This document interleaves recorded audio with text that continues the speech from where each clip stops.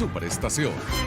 Ayer domingo, miles de personas se sumaron a las protestas convocadas por la derecha en toda España contra el acuerdo para que Pedro Sánchez siga otros 4 años en el poder a cambio de una amnistía al independentismo catalán. He querido conversar a esta hora con Roberto Macedonio, periodista español de CILTV y de ABC de España. Bienvenido, Roberto. Gracias por atendernos.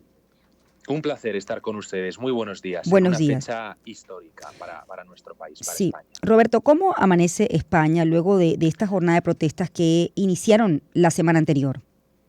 Bueno, pues España parece reordenándose también políticamente. En estos momentos, cuando son las 11:37 de la mañana en España, está compareciendo en directo, está hablando en estos momentos en el Congreso de los Diputados la presidenta de la Cámara, Francina Armengol, y acaba de dar la fecha en la que serán los debates de investidura del presidente del gobierno, de Pedro Sánchez. Acaba de confirmar, es noticia de último minuto, que serán el miércoles y el jueves de esta semana.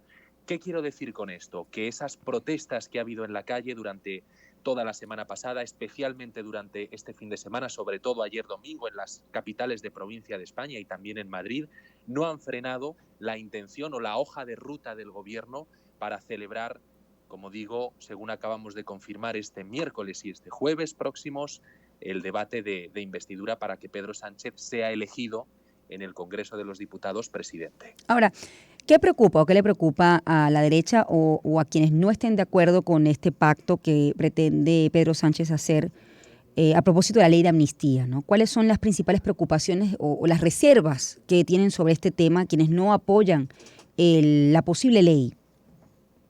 Sí, lo que más preocupa en última instancia es la posible independencia de Cataluña, porque Pedro Sánchez con esta amnistía no solamente está amnistiando al líder secesionista fugado que promovió el referéndum ilegal en 2017, Carles Puigdemont, sino que además está aceptando el camino de los partidos independentistas hacia la independencia de Cataluña, precisamente, con la posible celebración incluso de un referéndum vinculante y unilateral. Eso por un lado, y por otro lado, lo que ha puesto a la oposición radicalmente en contra de todo esto es el hecho de que se difumina la separación de poderes. Estamos hablando de un lawfare, estamos hablando de una injerencia del gobierno, del ejecutivo, de los políticos en el poder judicial, porque con la amnistía Pedro Sánchez va a anular aquellas sentencias del Tribunal Supremo que condenaban a Carles Puigdemont, al líder secesionista fugado. Es decir, con esto lo que está haciendo es deslegitimar las decisiones que en su día los jueces tomaron a la hora de condenar a Puigdemont por haber celebrado aquel referéndum ilegal. Por lo tanto, está dando la razón al delincuente. Ahora fíjate, Roberto, ¿qué posibilidad hay que efectivamente, a pesar de las protestas que hay, de las distancias que se tiene con respecto a esto, que efectivamente queda o siga otros 4 años en el poder de Pedro Sánchez? A pesar de las distancias y la movilización que ha habido en las calles de España en estos últimos días. Bueno, yo creo que efectivamente hay un calentamiento social grande, hay una indignación social grande, pero considero que Pedro Sánchez el jueves en la votación del Congreso sí va a ser elegido presidente y posiblemente aguante al menos 2 años. Es probable que no esté toda la legislatura completa de 4 años, pero creo que sí va a conseguir formar gobierno y que sí va a tener un ejecutivo estable porque efectivamente, por muy en contra que esté la oposición, el bloque de la derecha no cuenta con mayorías suficientes como para sacarle del gobierno o como para impedir esa legislatura. Por lo tanto, él, ahora que ha conseguido el apoyo de los independentistas catalanes, anteriormente consiguió ya también el apoyo de los nacionalistas vascos y de las otras formaciones que hay todavía más a la izquierda del Partido Socialista, como es Sumar, ya cuenta con el apoyo suficiente, es matemática pura, con lo cual, teniendo contentos a los nacionalistas vascos, a los independentistas catalanes y al resto de la izquierda, Pedro Sánchez va a seguir siendo presidente del gobierno y de momento les ha contentado, por lo tanto, sí va a formar gobierno, pero es verdad que la oposición aprovechará esta legislatura para hacer una crítica muy, muy dura y muy desgastante al gobierno, así que es probable que cuando haya convocatoria electoral, o bien en 4 años, o bien antes, es probable que sí haya un cambio de tercio y que gane la derecha. Judicialmente, ¿qué opciones tiene la derecha en España que está en desacuerdo con esta amnistía? Bueno, la derecha ya ha anunciado, por ejemplo, Vox, que es el partido que se encuentra más a la derecha del espectro político español, ya ha anunciado que va a recurrir la amnistía, es decir, que una vez que Pedro Sánchez apruebe esa ley en el Congreso, lo recurrirá al Tribunal Constitucional. Hay varios magistrados del Tribunal Constitucional, los conservadores y del Consejo General del Poder Judicial, que ya han hecho un comunicado diciendo que no permitirán que esa amnistía salga adelante.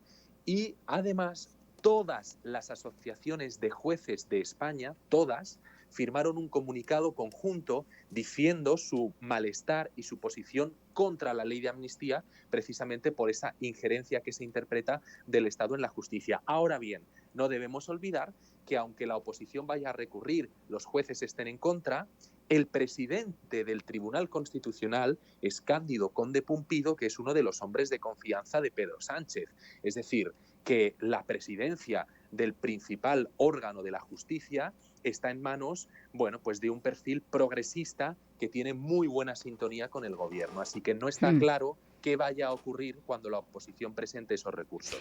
Vamos a hablar de el tono de estas protestas. La semana pasada, el político español Vidal Quadras, que fue vicepresidente del Parlamento Europeo, ¿no?, por el PP, y uno de los fundadores de Vox, resultó tiroteado este jueves en Madrid, ¿no? Entonces, uno se pregunta, bueno, ¿qué es lo que está ocurriendo en Madrid como para que el tono de estas protestas alcance este nivel de violencia?